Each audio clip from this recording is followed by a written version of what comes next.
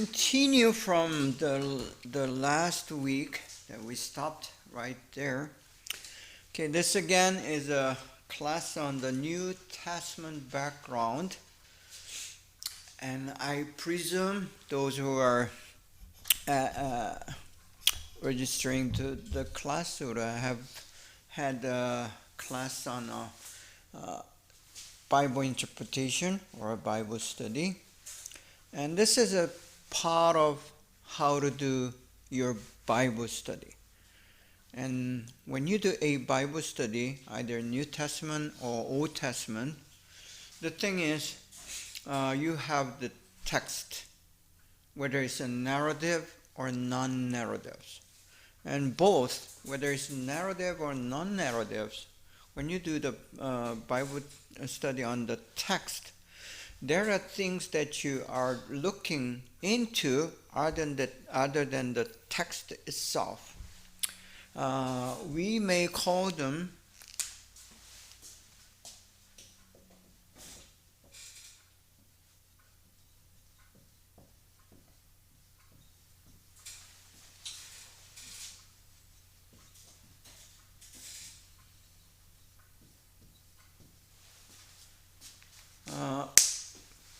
either both. I mean, beyond the text itself, you are going to look into other resources or other references that's beyond the Bible itself.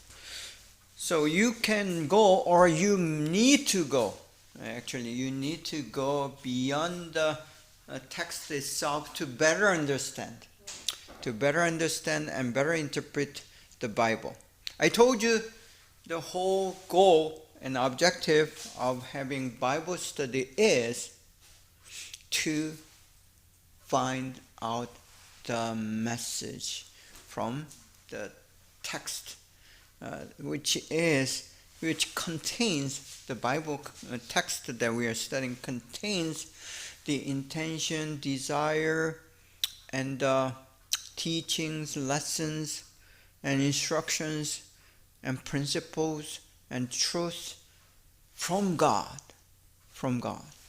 So it could be about God, or his intention is about his will, and it's about how he works, and he tells us what's going to happen in the future, and so on.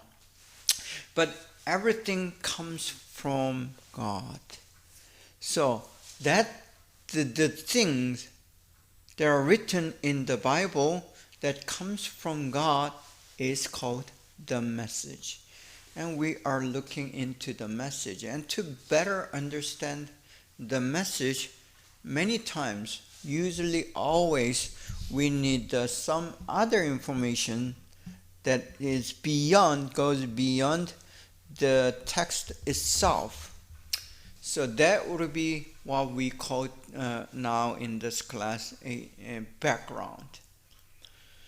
So the background is a very broad part of doing any Bible study.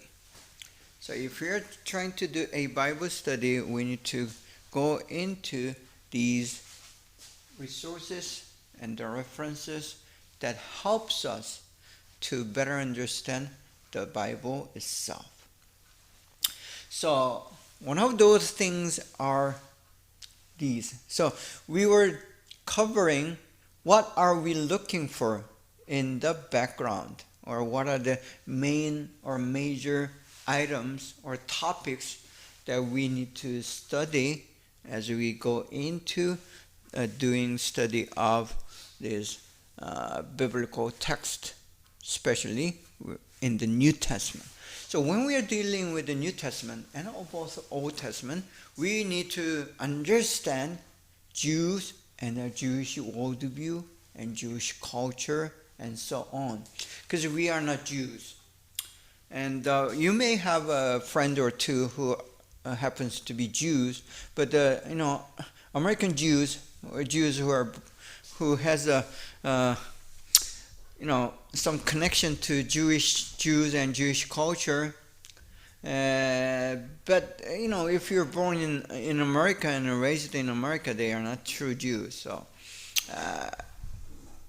and that the thing that we're looking for in the New Testament is way back 2,000 years ago. So even the Jewish people today are far from the cultures and the worldviews and the minds and understanding of the Jews who are back then when Jesus walked and lived.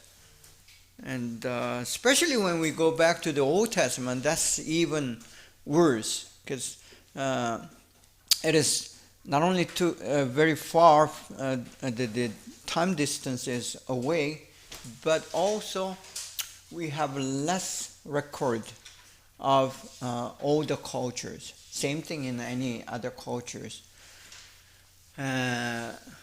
So think of ourselves, whether we're Korean, Vietnamese, Chinese. Think of 2,000 years ago. We rarely know who we were, how we were back then.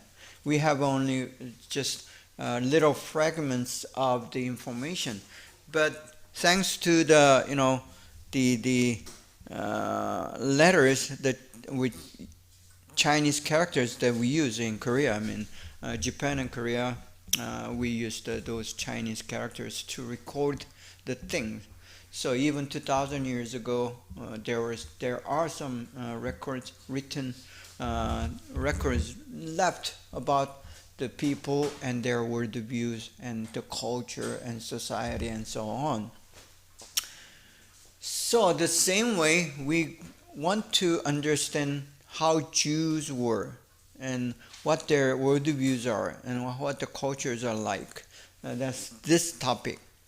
So to understand the Jesus better and his message and the people and his teachings, we need to understand who Jews are, because Jesus himself was a Jew, and the people associated with him, the majority of the characters in the New Testament are Jews.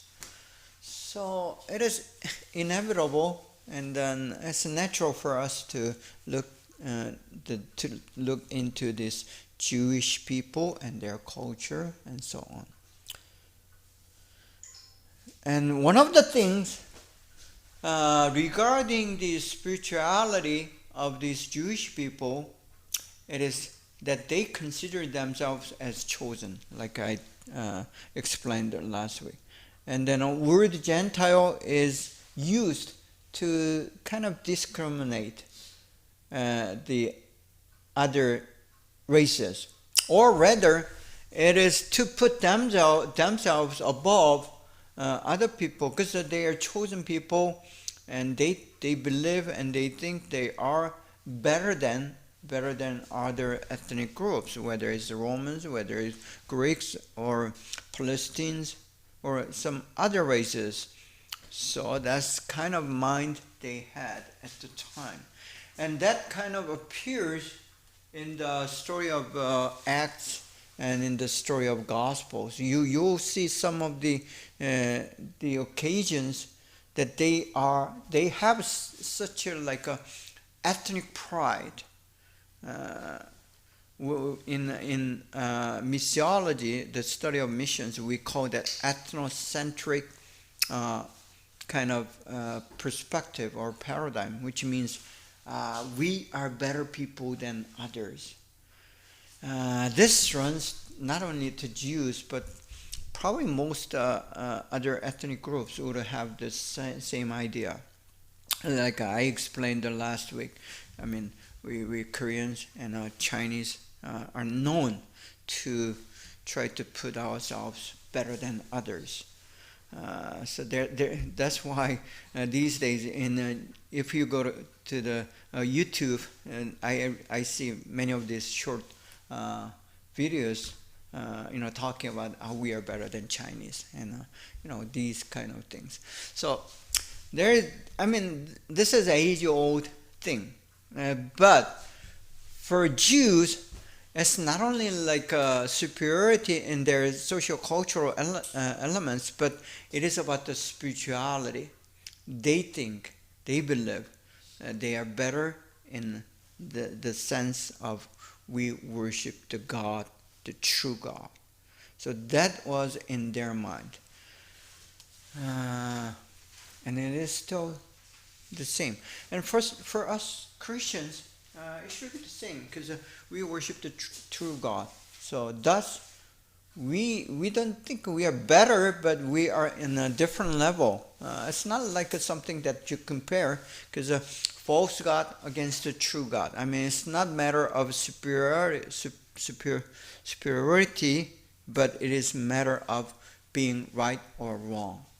So for us, we had that attitude, and the same kind of attitude and the thoughts and the worldview is equal for the Jewish people. So when you try to understand the passages, for example, the story of a Samaritan woman, Jesus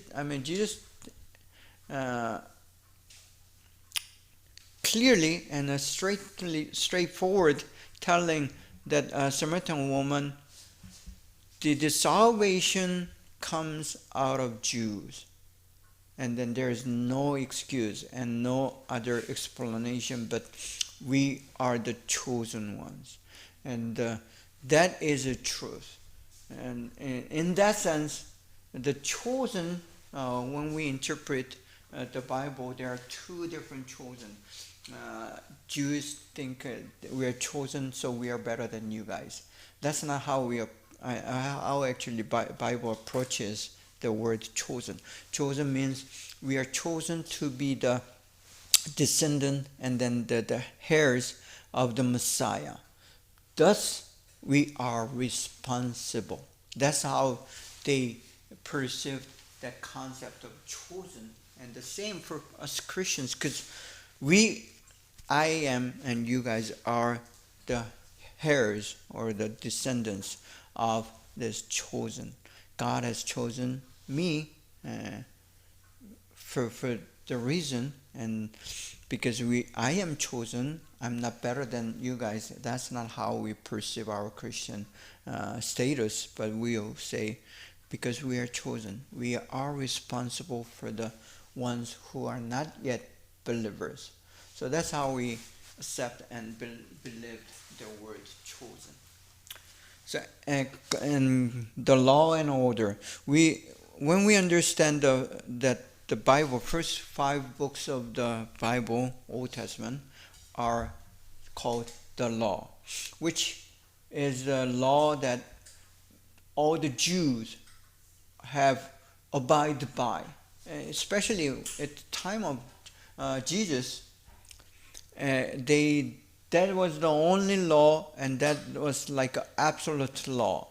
You cannot go against the law, and many times if you go against the law, you are worthy of being killed or being, punished by the death sentence. So that's strong. And then the society is ran and sustained by certain order. I mean, any society, even today, is the same thing. But for especially Jewish people, because there are so many enemies around them. I mean, not so many. All the people around them were enemies. And because of that, the nature of their survival, the law and order was very strict and very solid. Another thing that we need to understand about the law and the orders of Jewish people is not only socio-cultural, it's also political, social, and cultural, but it is spiritual. So these laws, that rules, also their religious and spiritual life as well. No law in the modern days, except those Islamic states. Most of us who are living in a democratic society, even with the socialist society, the religion and the state is separated. So the state does not have a control over the religion or religion over the politics. That's how it is today. But at the time of Jesus in Jewish culture and Jewish worldview, the social matters, our existence cannot be separated from spiritual reality. So the spiritual reality and the physical reality are interconnected. You don't separate. I mean, basically they don't separate them. They have no worldview or even the suggestion of idea that they need to separate this so-called secular and sacred or spiritual to the physical. That wasn't the way they perceived the world. So the Jewish worldview, the life, the existence includes or even based on their spirituality rather than physicality. But today's world, as we see this American culture and any other Western culture, even the cultures in us Asian societies and countries, the secular and then spiritual is very separated, and there's a big gap between what we call spiritual domain or spiritual reality and to the physical reality. And many of the people today, especially the younger people, do not acknowledge the spiritual reality. That's how it is today. But because of that, for us who are studying the Bible for the first time, who became Christian, or even those who are not Christian and trying to study the Bible together for the purpose of being a seeker or looking into the gospel as a kind of possible truth, they have difficult time interconnecting or integrating spiritual reality to physical reality. That's one of the issues that we need to deal with when we are trying to teach our younger generation people. Because for them, the reality is a physical only. The spiritual domain or reality, they have a very little experience or they have a denial. They don't think the spiritual reality exists at all. So that's the gap between, the Bible then, the New Testament then, Jesus then, to us today. Many of the young people or the non-believers.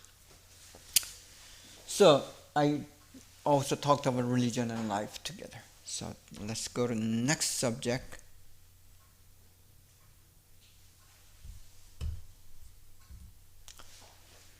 Greco-Roman or Hellenistic worldview. While Jewish and this Jewish worldview is the dominant socio-cultural, political, economical background of the time of Jesus and the time of the New Testament writings, on the other hand, these Greco-Roman or Hellenistic culture and social and political influence on these Jewish people is very heavy, intense. So what it is like to be, let's give an example of Korea. So Korea, since the independence from Japanese rule and going through the Korean War and more recent modernization process, industrial development and so on, there are things of the past. But the last 100 years in Korea, I'm sure it's the same thing in us, China and Vietnam. The worldview of the old, the traditional worldview has been replaced by Western or European worldview. In Korea and China and Japan today, I mean mainland China and Vietnam has a little different, transformation process. But one thing that is, I mean, even the socialism and communism and democracy, all these ideas of how to rule a nation and how to govern people is all Western idea, right? You know that Karl Marx is not a Chinese person. He's a He's a Jew. yeah. So I mean, those they are all Westerners, Europeans. So the idea of democracy, whether it's a sociology, I mean, not the socialism or communism, it all comes from outside, and it came in, and we accepted it, and we were educated in it, and we became one of those part of that idea. So the same thing, exactly the same thing happened among the Jews. Even though they were born Jews and they studied the Old Testament and practiced Judaism at the time of the religion at the time, but yet the language, written language, they adopted the Greek writings for, to write their things. So, and when you adopt a certain writings from foreign land, just like the Korea in the ancient times, I mean until the Lee dynasty or Joseon dynasty, we heavily used the Chinese characters. When we do that, the ideas from China, it comes in naturally. I mean, you cannot avoid that because we are reading the Chinese, the writings and the idea of Gongja. How to say Gongja in Chinese? The Confucius, and then Doja and all these philosophers from China, and all these royal yangban, the royal class in Korea, they studied the materials and then philosophy from China. So, I mean, you are heavily influenced by those writings as you read them. Same thing happened in these Jewish people as they read and adopted from Greek, Roman, and Hellenistic writings. The language and with the writings came in the idea.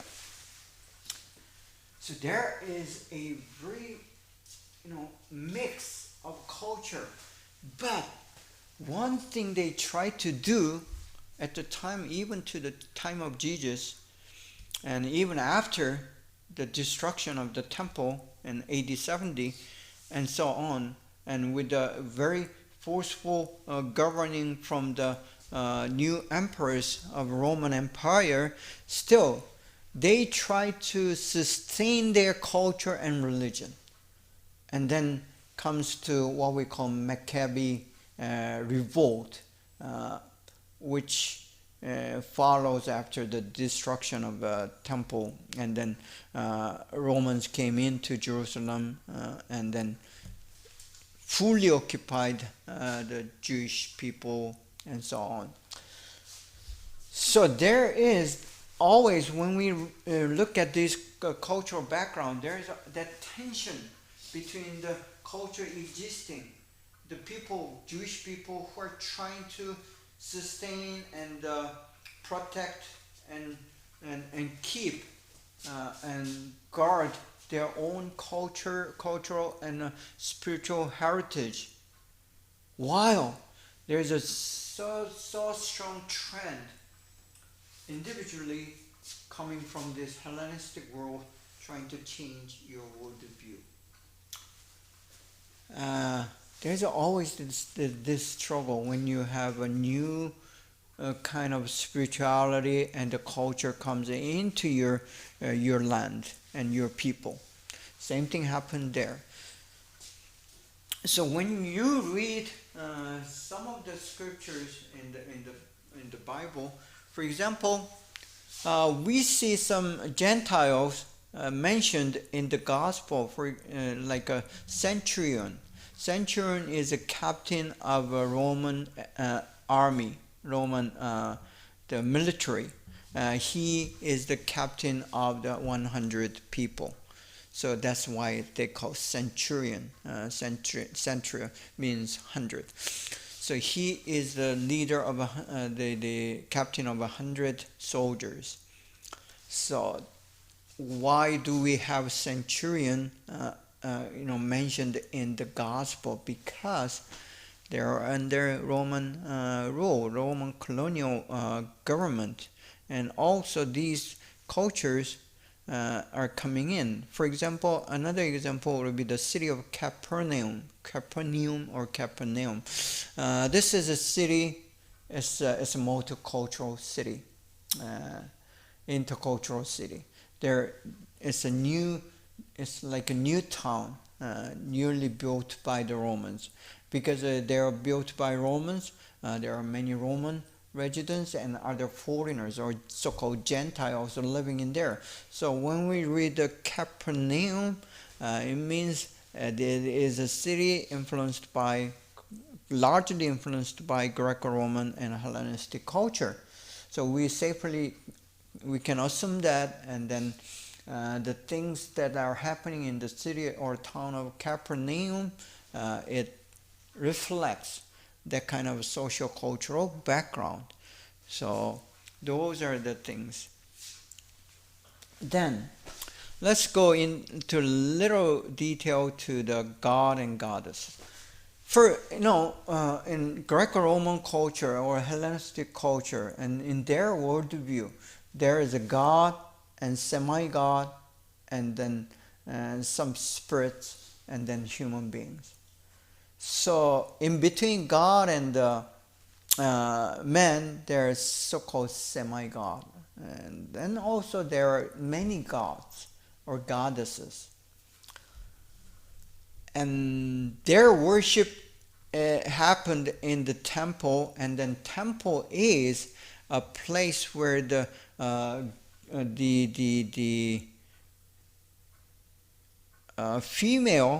female priests are available, and what they do is it's like they engage in sexual activities with the men, and then it's like a prostitute today, but it's a form of worship in the Greco-Roman culture. So that is quite contrast to the temple and the worship of Jewish people. So we need to understand that, because when you read the book of Acts, when Paul visits Athens and Rome and so on, these issues of gods and goddesses, multi-god, is the issue for Paul, because Jewish people believe in only one God, just like the Islamic people today, just one God, absolute God, and there are no other gods. Even though they write the gods is only the spirit, and these spirits they belong to Satan. So the gods with the small g and the s at the end, just like their gods, or goddesses, the female gods. These are only the spirits. These are it's a devils, what they call. So there is that issue and you need to have that information as you try to understand some portion of these the acts of apostles. So semi-god man, semi-god woman, there are those so-called myths of these. Well, probably you're familiar with the Greek myth, and those stories does have these semi-gods, Zeus or Aphrodite. All these names are the examples of those Greek gods or goddesses. And dichotomy, that is one thing that we need to be very aware of as we try to study the Bible. Another word, dichotomy or dualism is it's a set of paradigm, how you perceive the existing reality, the world.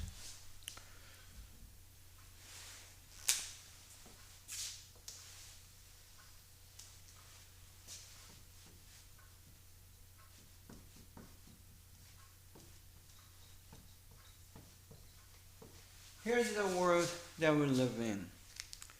What they do is to separate the world into two. And they have different names, but basically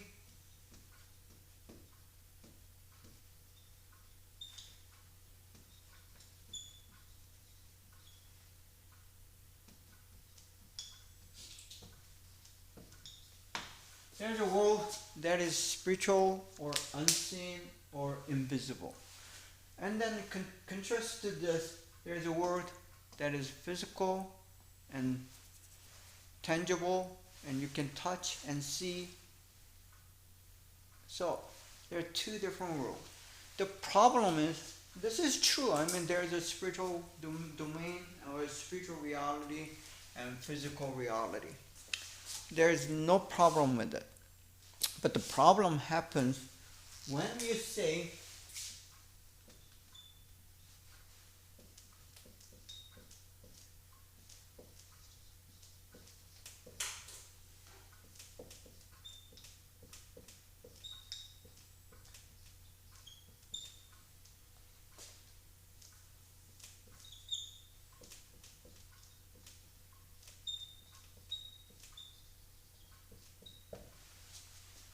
this is how the dichotomy or dualism goes wrong.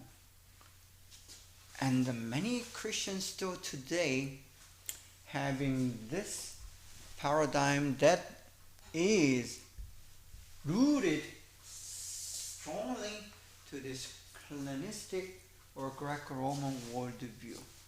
What happened in the European history is, as they go through the Middle Age, and as they go into the so-called Renaissance, you heard about Renaissance.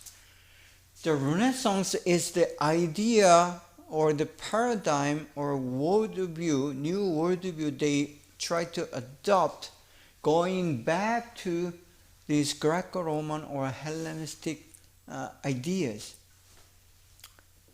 The main thing about this Renaissance is the denial of God, this Christian God, and accepting this multi-God kind of culture, which they thought is more free and more vibrant and more decorated and more tolerant.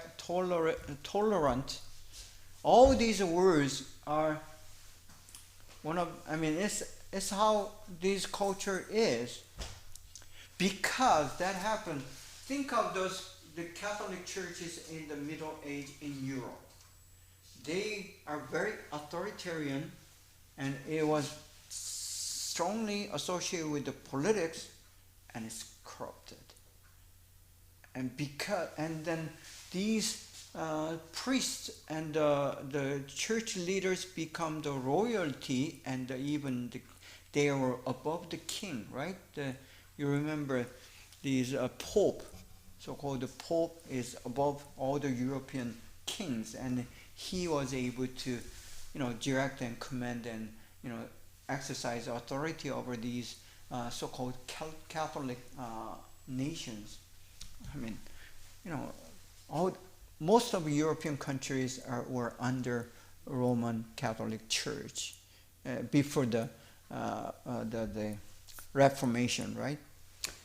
So, because of that, resistance against the Catholic Church, the Catholic authority, and that becomes a resistance against Christianity itself and against the Bible and the Christian as a religion.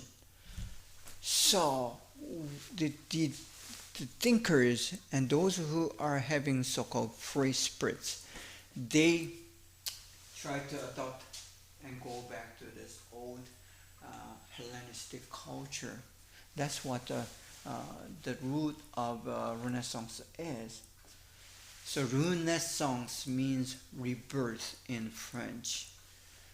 So rebirth of the old culture, that Hellenistic culture, once dominated major part of Europe, once dominated the Greek and then Roman culture, which flourished. I mean, look at those wall drawings and the wall paints that remain in the Pompeii. They're discovering pretty new the wall pictures or the drawings these days, made out of tile.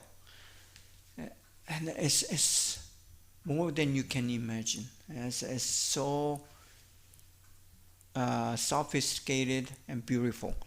So that kind of tells how that culture was flourishing and exploding at the time of this Greco-Roman or Hellenistic culture.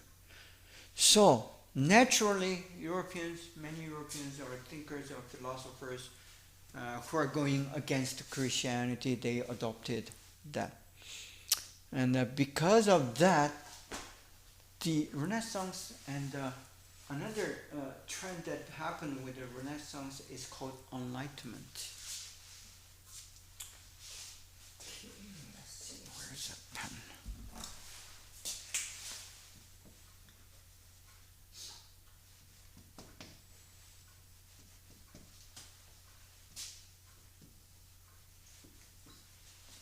So another big trend and thing that happened with the Renaissance. Enlightenment, the word means you're being lighted.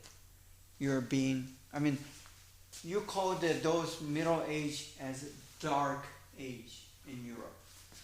It was dark because people were told what to believe, and they only were able to know and believe Christianity alone or Catholic Church alone. There was no other choices. And many people were not taught. They were not able to read or write. Majority, probably 95, 99% of population were not able to read or write. And they are not educated. So that's why they call Dark Age. Enlightenment, it means people need to be enlightened. Be bright and be learned and so on. So, because of that enlightenment, so-called democracy or communism, all these new political ideas kind of being born in the Europe, 18th and 17th, 18th century. So, when they do that, they borrowed or adopted largely from these ideas. And it came into Christianity, whether you like it or not, where, these so-called secular ideas about viewing the world into two. And when you're not thinking deeply, it doesn't make sense.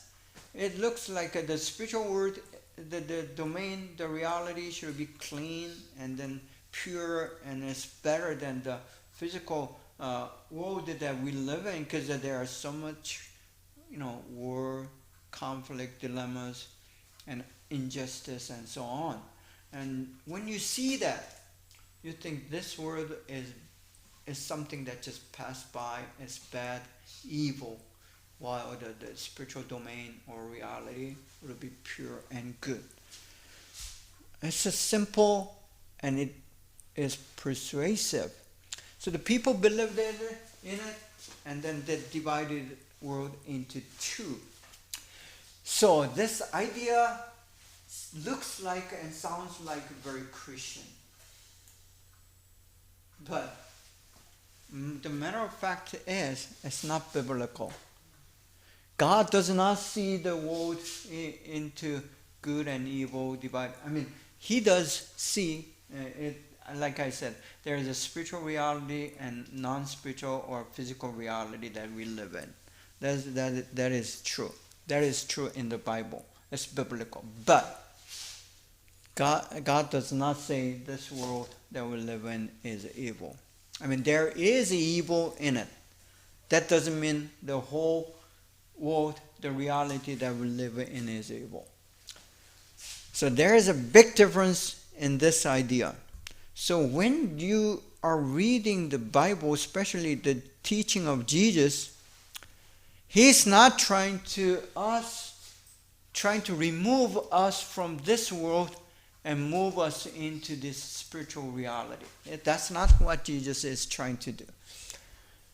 Indeed, in the John's Gospel, as you read John 17, this is what Jesus said. This is an exact quotation from Jesus. They are in the world. And they said, you are in the world, actually. You are in the world, but not of the world. See, in the world. Why should He, leave us in the world if this world is so evil, and He could have just taken us into the spiritual world right away, because He is God Himself, and He is omnipotent, He is all powerful. So when He decided to do, He could have done it, but He hasn't done it. The reason is, this is where we live, and this is the world that we are responsible for. We are here to transform this world, the physical world that we live in, the physical reality, so it can come closer to the kingdom of God. Kingdom of God is not the current spirituality or the physical, spiritual reality or physical reality. It's a new reality. That's the kingdom of heaven or kingdom of God. And we're trying to bring this into new reality, which is God. Jesus called the kingdom of God. And it is our job to change and transform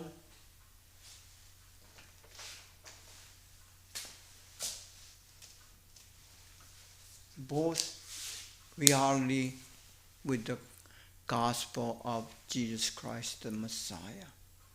And that's where we are. We are the agents of transforming these two different worlds. We are not trying to avoid or dissect and separate this world from the spiritual reality. That's not how it works. So this dichotomy and dualism is a very prevailing idea still today. So many philosophies and even some Christians are insisting on this dualistic idea. So when I was little, the church that I attended, they told me not to go to the movie place because movie is evil. And then also taught me to not to listen to the, this radio or the music, secular music. See, the reason they do is because of this dichotomy. I mean, whatever that's the world offers to you is evil. For me, I mean, that's not the case. You need to, I mean, when you're little and young, as a Christian, there's always a danger that those things will tempt you and try to persuade you to have those bad, evil thoughts, and you may sin. But if you avoid that, then you're not going to grow out of it. It's like just child need to learn by making mistake and then facing the reality. You cannot avoid. And if you teach your young believers or even yourself trying to avoid these things and run away, just like some of those monasteries, monks, and then the nuns, they separate themselves from the world. Some of them, not all of them. And then just try to live within the walls of a monastery. And they don't even go out of that place. That happened in the Middle Age a lot in the Europe. And the same mentality in some of the Buddhism. I don't know about other countries, but in Korea, when you become the monk and Buddhist monk, then you leave your secular reality and go into a temple, Buddhist temple, and try to live your rest of your life in there, right? So that's kind of separation and isolation. And that idea of isolating yourself from the reality is not the kind of gospel that we are teaching. So when you raise your child as a believer, the Christian parents, or if you are trying to teach your younger Christians, help them to face the reality rather than trying to put the label on it because it's evil. Just don't do it, avoid it. That's not how it works. I do not deny those people who are making those decisions based on their dualistic belief, but I don't think it's the best way. And I believe it's proper and biblical to try to go into it and face, and you may be tempted sometimes, but eventually you will learn how to overcome and how to win against this evil and bad and crooked and unjust world that we live in. So there's a very big difference. And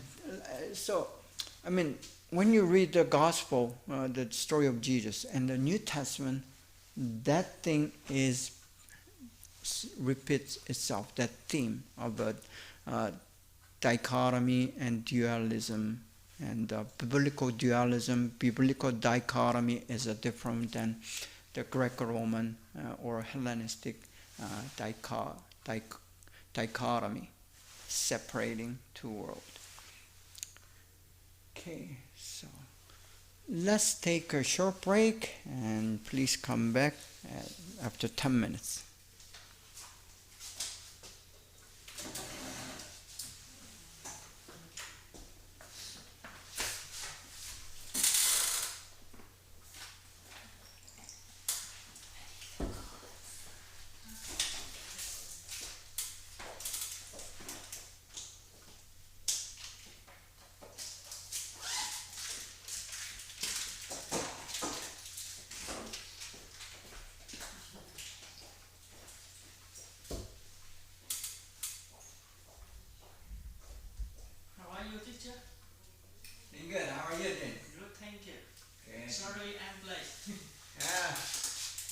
you came, and you have another hour to listen. So. Thank you.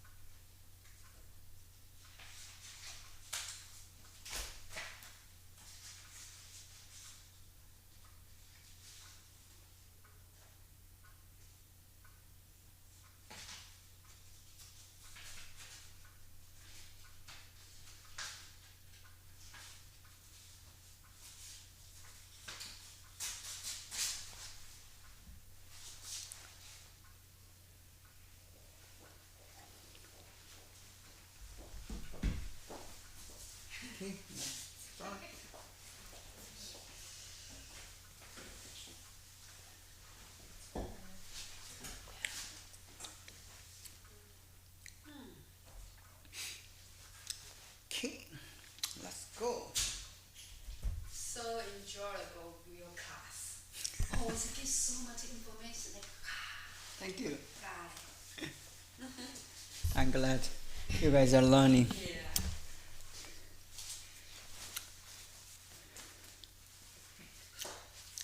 Okay, but do not just take everything I say, because you need to discern yourself. Of course. Okay, let us continue the second hour of week number 5. This is our second hour, continuing on the subject of the subjects or topics of backgrounds as we study the New Testament. So we did talk about the Jewish culture and society and their worldview. At the same time, as much as Jewish worldview and culture, society, and people is important, this Greco-Roman Hellenistic worldview and then the Roman people especially are important as well in understanding the text and the documents, passages in the New Testament Bible. So again, the sacred and secular. For us Christians, this spiritual reality is being labeled sacred. And the physical reality is sometimes labeled secular.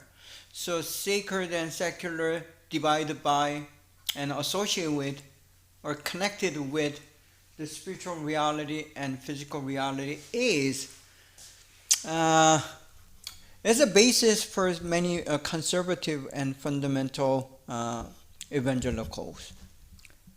But many evangelicals today, they do know that this is not the case. So secular and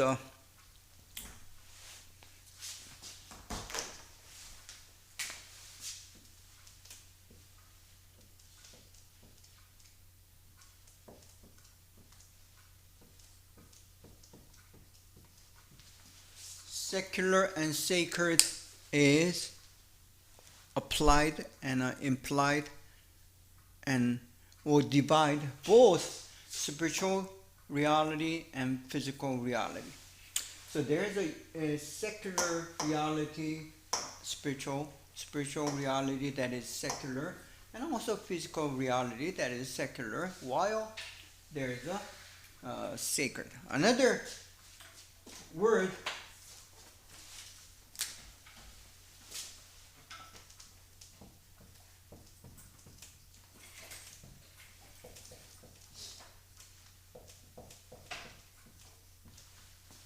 secular is being non-biblical, while sacred being biblical. That's how we perceive.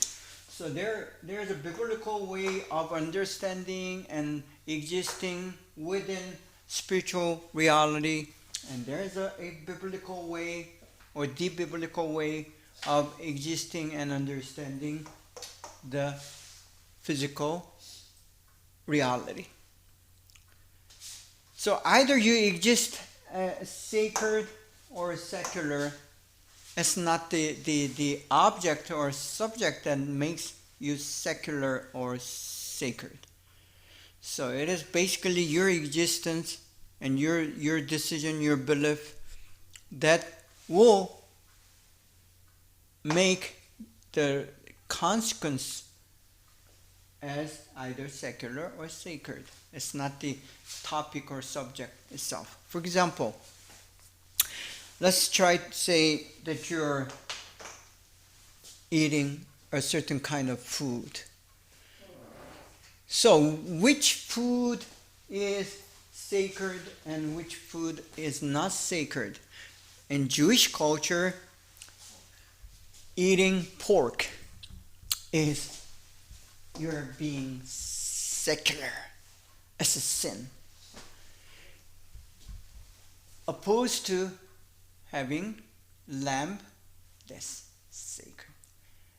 But the lamb that has not been blessed or been upon the altar or as a sacrifice, that is less sacred.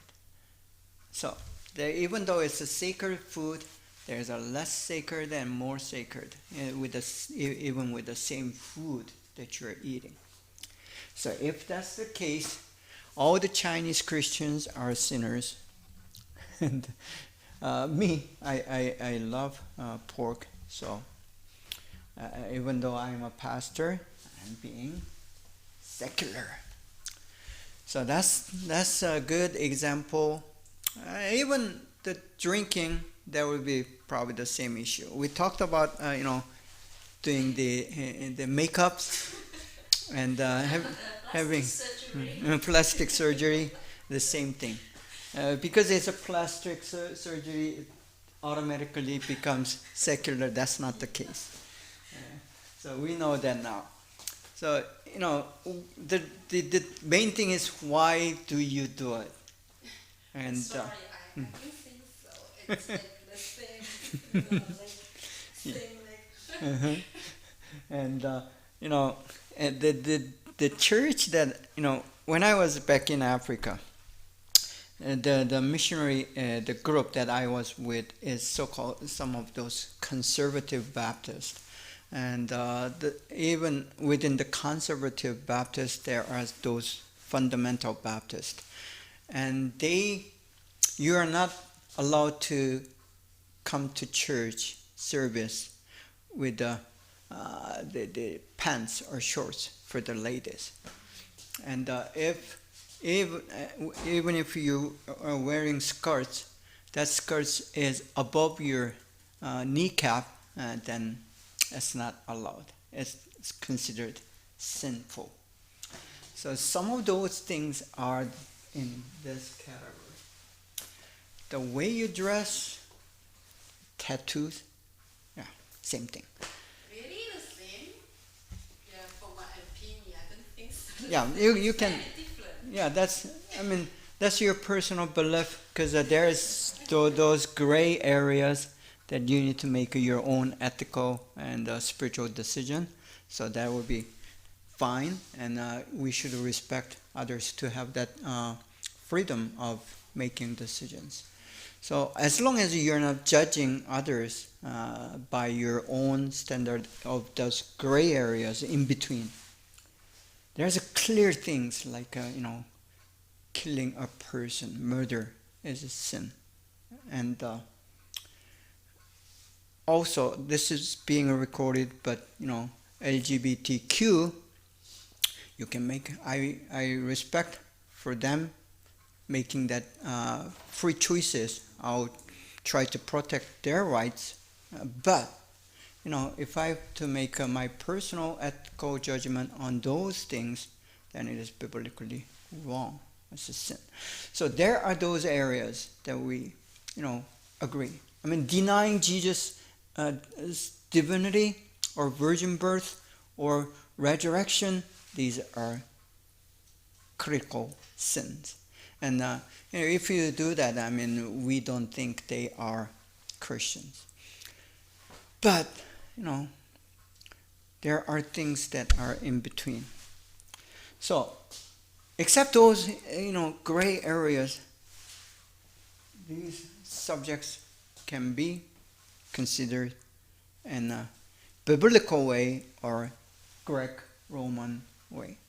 I have a question. Go ahead. Murder is a sin, but when you go into the war, you have to kill your enemy. So, Right. but the Bible also said that Mm-hmm. in the Old Testament, like a lot of wars happen, and you got to kill to protect yourself and the country. So Mm-hmm. So those areas, biblically speaking, it is sin. But there's also social, cultural, and political elements when you're trying to discern ethical issues.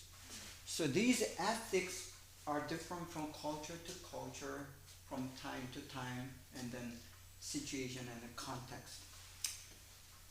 Unless you kill, if you're being killed, you have all the rights and the reasons to protect yourself and kill other person. So that case, you have ethical defense to make your action justified. But that doesn't mean an absolute standard from God's point of view, it is still a murder and it is included in sin. Personally, you can defend it, but theologically, doctrinally, ethically, it is sin still.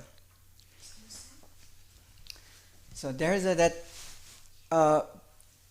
very fine line between how God perceives it.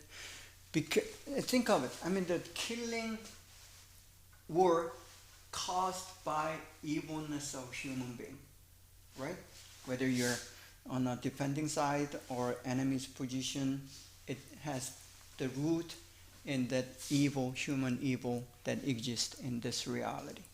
So from that sense, it's still sin, because the sin caused all these sins, and I have to make that decision to either being killed or kill others. So that's how this biblical hierarchy of spiritual, ethical, moral, and then just instruction level is different. So that's another area of discussion. But in absolute standard, from biblical perspective or divine perspective, is still sin. So,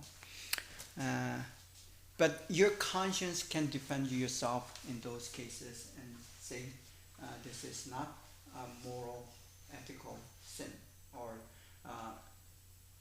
fault, because I did it because I defended. But it is better if I don't have to do that.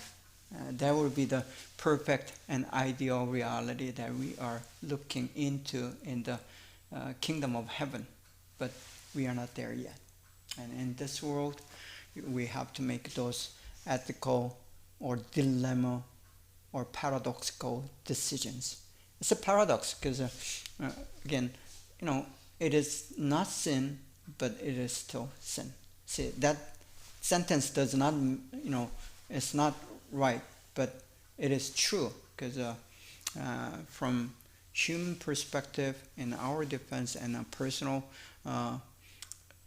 position, it is not sin, ethically speaking, because my conscience tells me, yeah, you did the right thing. But from godly perspective, divine perspective, and from absolute standard, it is still sin is sin. Okay, it's a good question.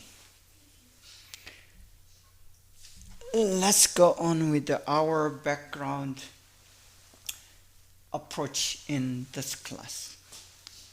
See, when we do a background, study or the classes, usually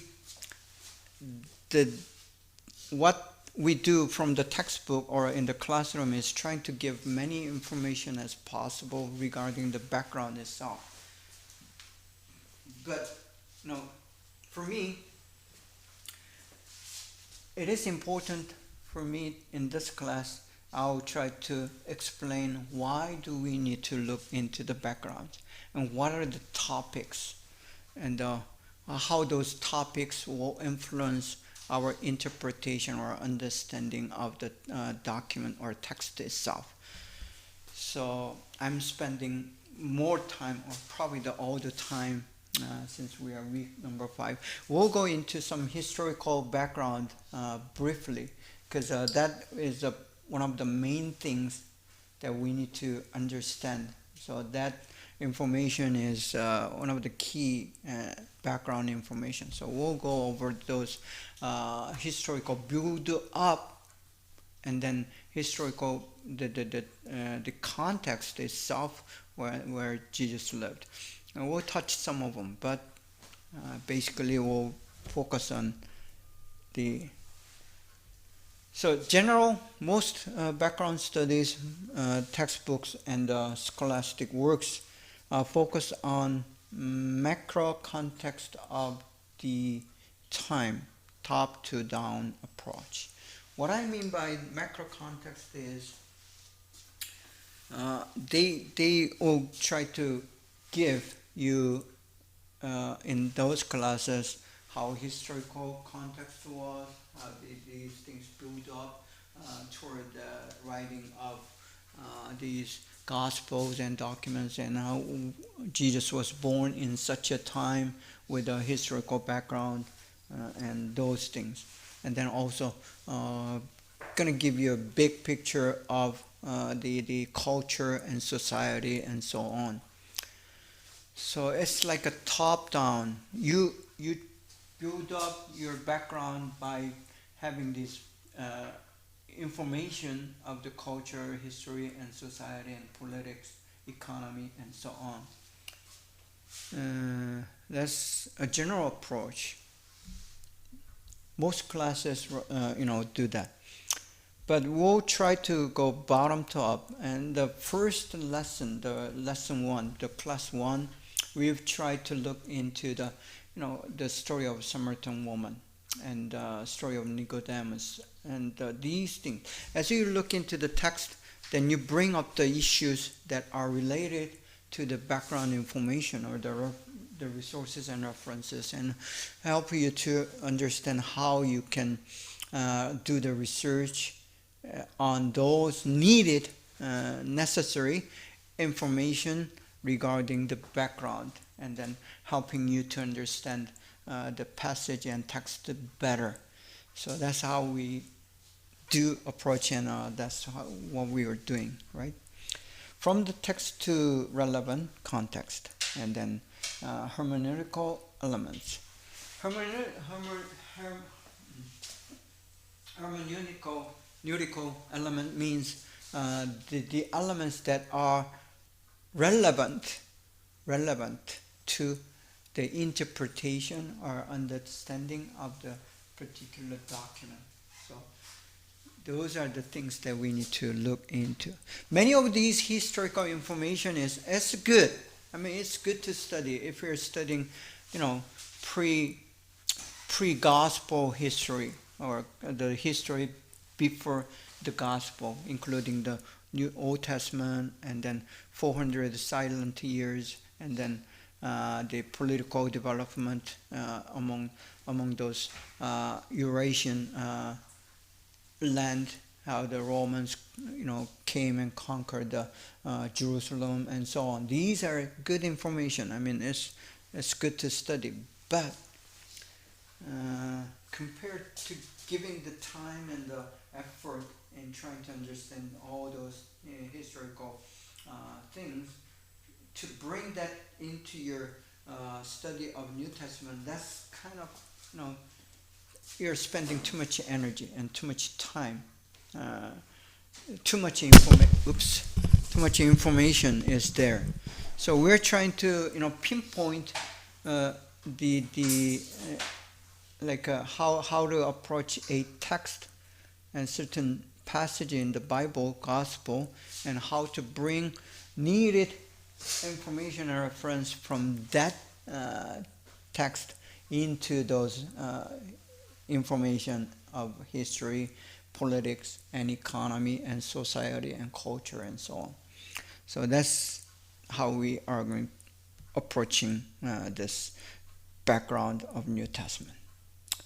A brief introduction to sample studies. We will skip this one, and let's go on to the lesson.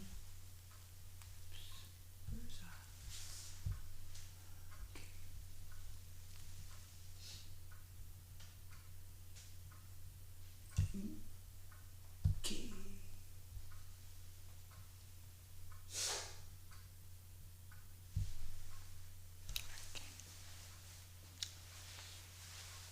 Lesson 3.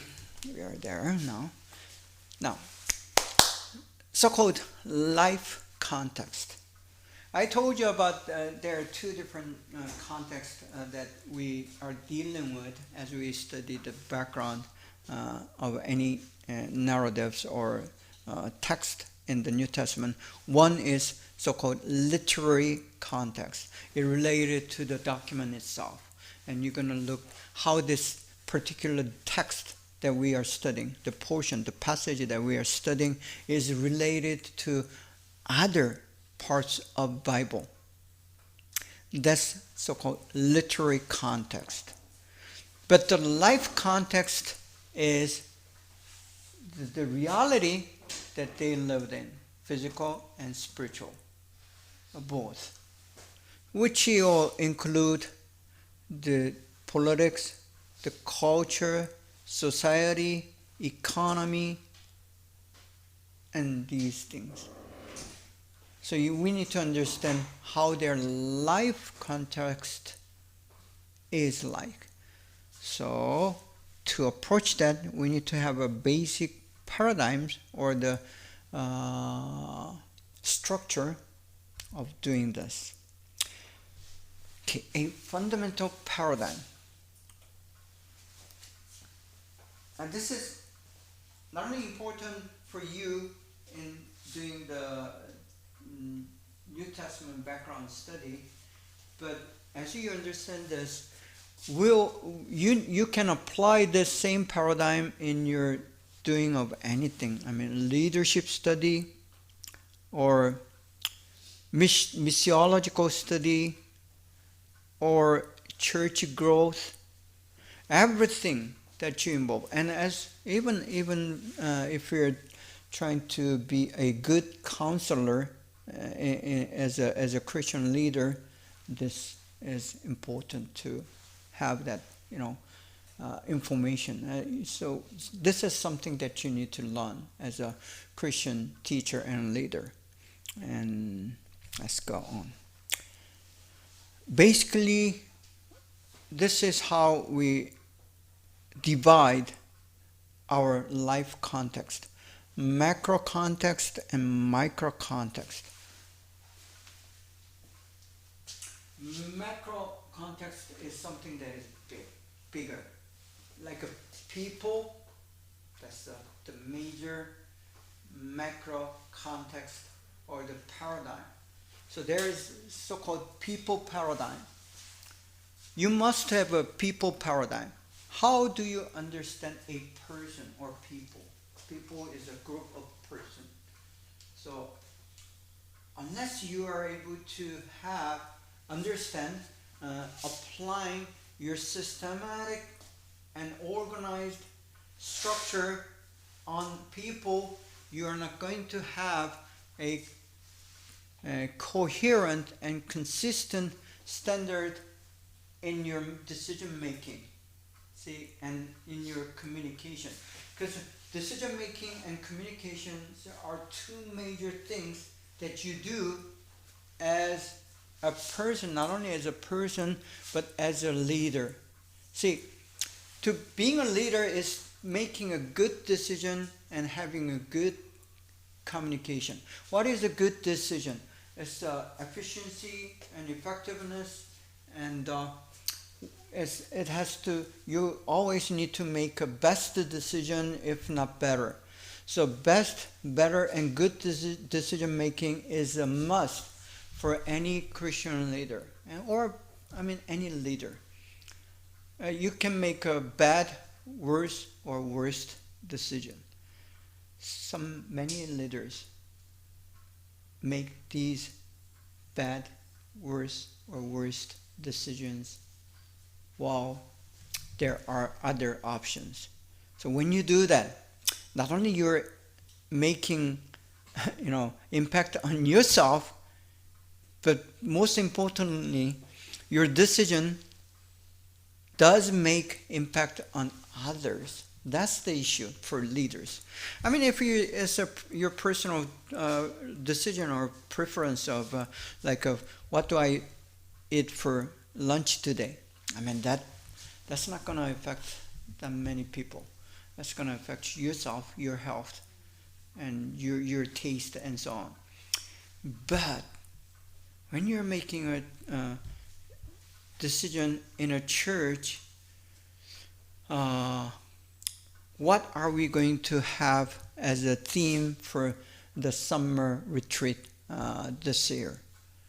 So if a decision is that kind of decision, you can either gonna make a good, better, or best decision for not only yourself but your church and your people, your congregation, or your students, or you can make a bad, worse, or worst decision in deciding those things. Or how am I going to structure this summer's retreat? That's an important decision, and those decision making would affect not only yourself but many people. Sometimes it's so critical it can change someone else's life. See, this is a very serious thing, because me as a pastor, and especially when I did the campus ministry, because they are young, and then they are making these important critical decisions in their life, like for example, marriage is a very critical decision, and your advice and helping them to make decisions can influence their entire life, right? So decision making and the communication is another thing. How do you make a good communication? Is resulting the good communication and good decision making. There's only one, not only, but one permanent major category that you need to remind yourself always. Is this decision for him or for me or others? Is it gonna make him or her or myself mature and grow as a believer? So that will be the question. And either you're gonna make a decision or a communication. You try to help them or help yourself to grow and mature to the status of Jesus Christ, or the maturity of Jesus Christ, as it is written in Ephesians, right? So those are like people, culture, society, the politics. These are so-called macro context, or macro or grand context. So do you have your own idea about people and person? And you need to have that very that structured the framework to having to understand a person, including yourself. So you're being judged by that category, that structure, that criteria, and that value over yourself and others. The funny thing is, some Christian leaders do make a judgment on others with that standard, but they're not judging themselves with the same standard. They kind of have certain ways of defending or persuading himself or herself, saying, oh, okay, this is not for me, it's for the younger, less mature person. No, that's not how it works. As the same standard should be applied to your own behavior, own spirit, own soul, own mind, and own decision, and own communication, as much as you apply that to others. Okay, going back to this grant. So you need to have the idea, biblical paradigm about economy, and biblical paradigm about the politics, biblical paradigm about the society and culture. The thing is, your culture that and the society that you grew in, or even the church, the culture and social things that are happening in church may not be biblical. And then there's that label called tradition. This is how we have done so far, and we will continue to do it. And we didn't have any issues and problems the way we did it. See, the tradition, especially in a church, when the tradition becomes a dogma. Where's my pen?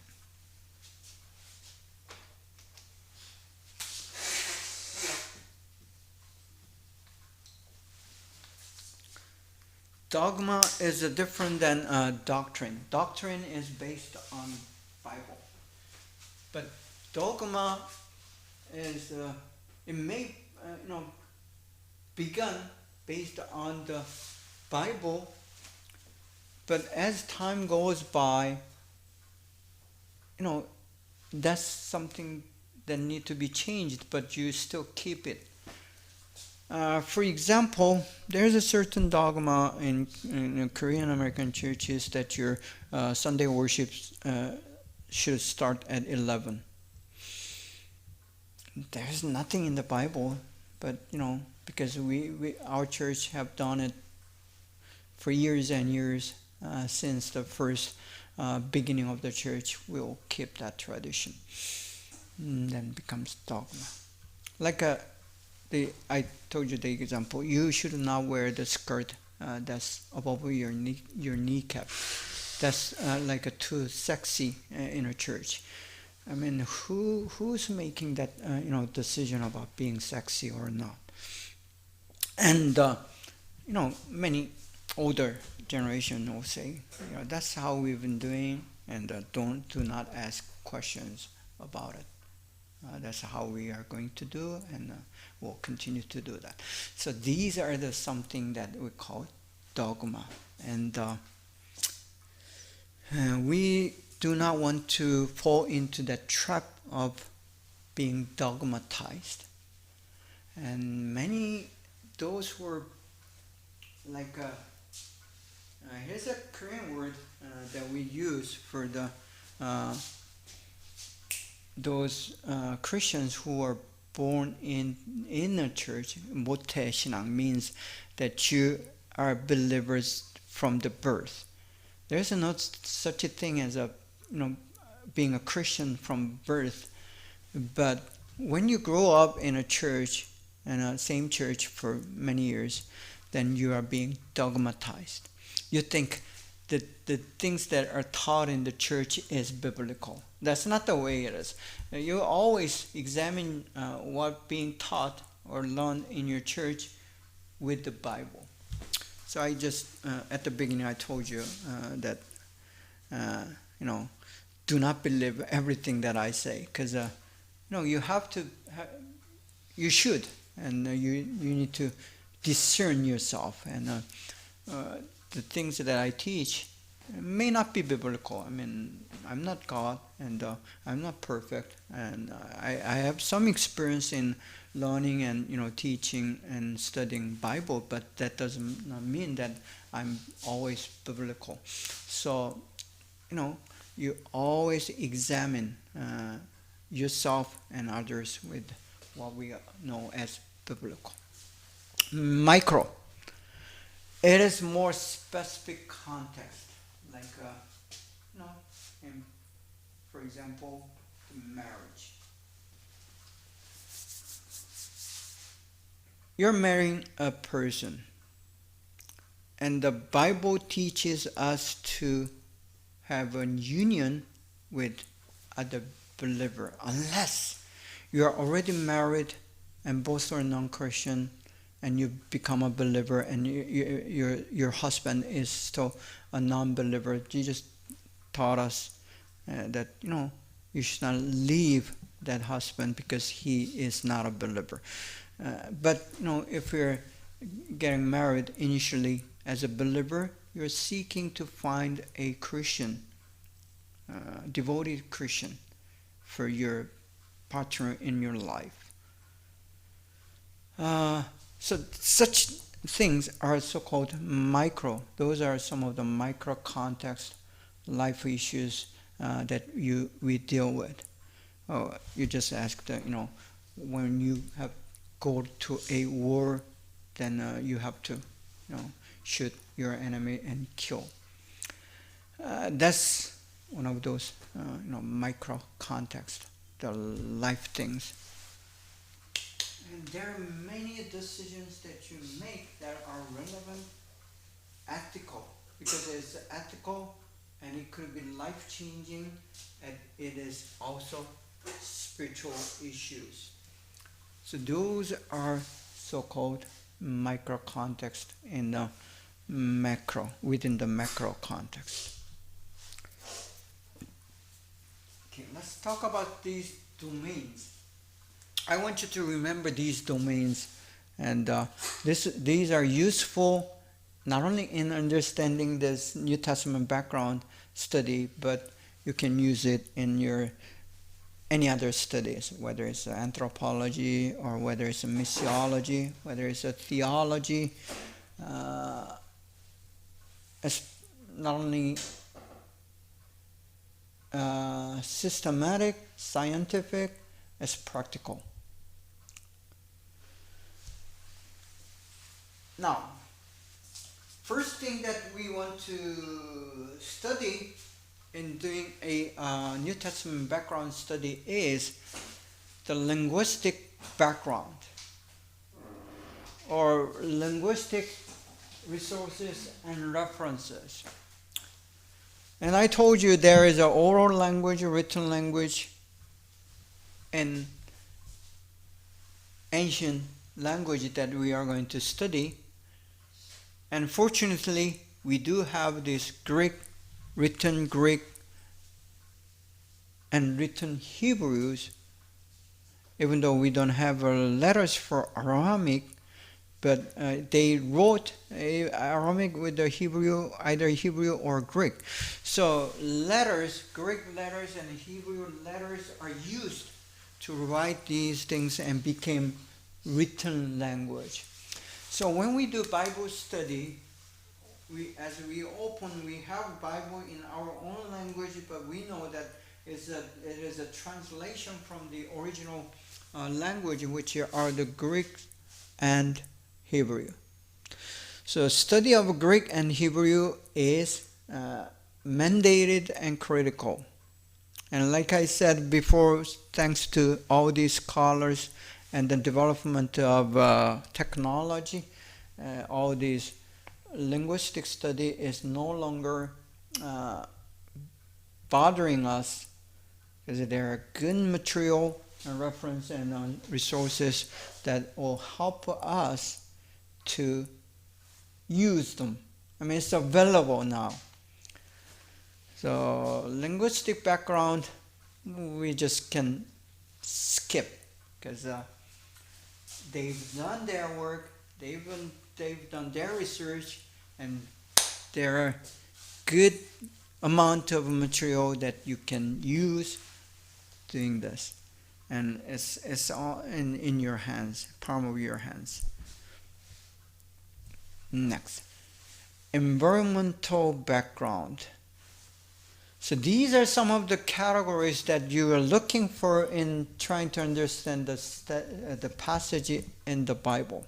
For example, Jesus gives a story of a guy who's been robbed on the way to Jericho, and he is being helped by a Samaritan guy, and who's not even a priest, or who's not even a or a political figure, but he's nobody. This Samaritan guy helps out, and the name of Jericho appears in that particular gospel story, and the same name you'll find it in the story of Genesis, as they try to enter the land of Canaan. They are going to cross the Jordan, but before they cross the Jordan, they meet with this very strategic place called Jericho. So it's an ancient city. named in the Old Testament and as well as in the New Testament. So when that happens, you want to know where is it located and why is it important to these people and so on. So when you're studying, the Bible, you want to have an idea of a general terrain, meaning, how does it look? The land of Galilee, land of where Jesus was tempted three times by the devil, the Satan, and the wilderness that Jesus was in, where he was fasting. And there is some good information regarding the place, because that place has not been changed that much. 2,000 years ago, it's pretty much the same. Due to the recent, development of climate change, it might be, affected to some degree, but still, the wilderness is the same wilderness still in there. And that knowing how it looks, how it feels, how the vegetation is, and how the scenery is, will help us to understand the very story of Jesus being tempted. For example, the Satan tells him to change that stone into bread. If you're the Son of God, just prove me. Change that stone into bread. And since you're hungry, why don't you make it bread and eat and fill yourself after 40 days of eating nothing but water? And Jesus answers, no, you do not live by bread alone. And the reason that the Satan was doing it, if you go to the same place, even today, there are these stones. It looks exactly like a bread. It's round and long and brown. It just looked like recently baked bread piece. So that's why Satan was saying, take that stone and change it into bread. So that kind of helps us to understand the passage better, the context and situation. So these are some of the examples. So mountain and valleys. There are many mentions of mountain and valleys, especially in the Old Testament as you read them. The New Testament, there are hills.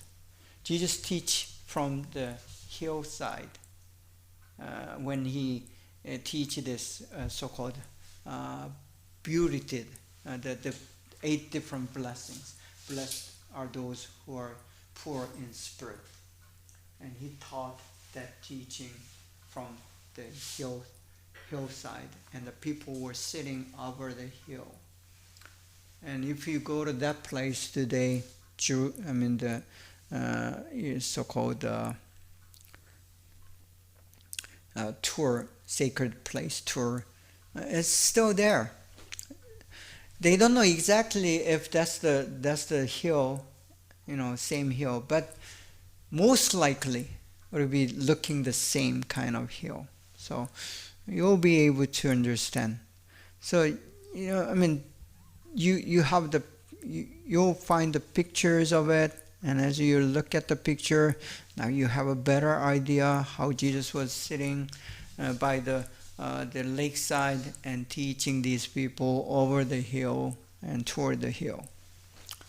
Body of waters, Galilee, the Lake of Galilee, or Lake of Gennesaret, at the same place, different names, and so on.